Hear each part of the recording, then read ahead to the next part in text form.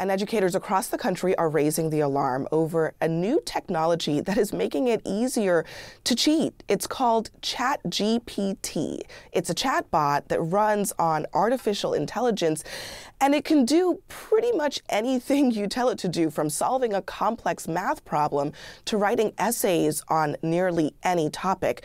So ChatGPT has basically exploded in popularity in just a matter of weeks since it was released, and teachers are now saying that it's not all that easy to catch, and that includes our next guest. Darren Hick is an assistant professor of philosophy at Furman University. He is also an expert in plagiarism and copyright law, and he just wrote a lengthy post warning that this new technology is going to spark a flood of cheating.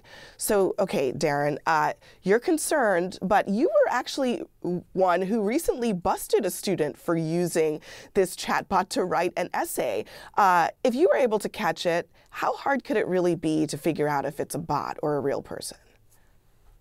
It depends on the level of material that we're talking about. In my case, it was an upper level philosophy class, and ChatGPT doesn't have the sophistication to deal with some obscure topics. But had it been an intro class, writing an essay to show that you understood some basic fundamental issues and theories, it would have been harder.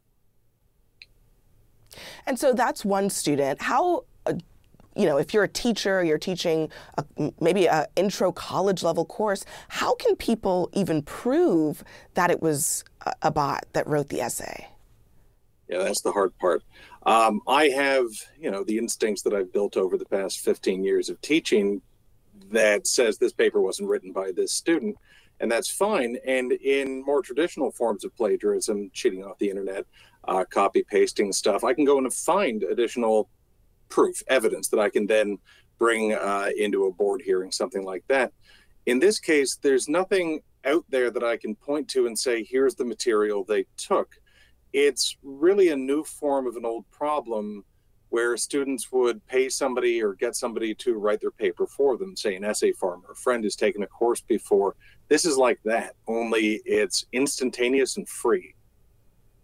And it's on the internet, and they can just do it basically whenever they want. The other crazy thing about this is that this technology basically learns. The more people use it, the smarter it gets, the more sophisticated it gets.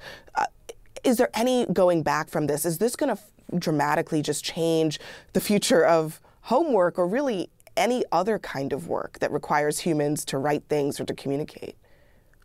It's a game changer, and it's just the first of its kind. And as you point out, this thing is an infant, and it's trained to learn. So its trainers will be working on this thing. A month from now, it's going to be smarter than it is today. And a year from now, it's going to be so much smarter. And those things that made it stand out when it wrote an essay for an upper level philosophy class aren't going to stand out as easily anymore. I think there's really two things that teachers need to think about: strategies for how they're going to make assignments that aren't easily written with AI or easily detected, at least when it's turned in that way.